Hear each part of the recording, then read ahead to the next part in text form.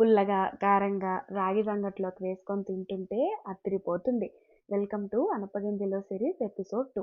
ఈరోజు రెసిపీ అనపగింజలు పులుసు. ముందుగా కుక్కర్‌లో అనపగింజలు, కారం, ధనియాల పొడి, ఉప్పు, తగినన్ని నీళ్లు, లైట్‌గా ఆయిల్ కూడా వేసుకొని 4 విజిల్స్ వచ్చే వరకి కుక్ చేసుకోవాలి.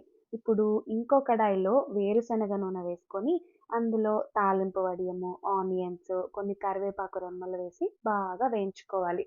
ఆనియన్ కాస్త మగ్గినాక ఒక పెద్ద సైజ్ టమోటా కూడా వేసుకొని లైట్‌గా ఉప్పు, పసుపు వేసి టమోటా మెత్తగా అయ్యే వరకు ఫ్రై చేసుకోవాలి. ఇప్పుడు ఒక 6, 7 వెల్లుల్లి రెమ్మలు కచ్చా పచ్చాగా దంచి వేసి కలుపుకోవాలి. ముందుగా ఉడికించిన అనపగింజలు వేసి కలిపి పులుపు కోసం కొంచెం చింతపండు నీళ్లు వేసి ఒక 10 నిమిషాలు ఉడికించుకోవాలి. చివరిగా కాస్త కొత్తిమీర తరుగు వేసి కలిపితే ఉంటుంది. అబ్బా! అదిరిపోతుంది. చేపల పులుసుకి అస్సలేం తీసిపోదండి. నేనైతే రాగి సంగట్లోకి వేసుకొని తినేసా. మీరు కూడా ఈ రెసిపీ నచ్చితే ట్రై చేసి ఎలా ఉందో తప్పకుండా కమెంట్ చేయండి.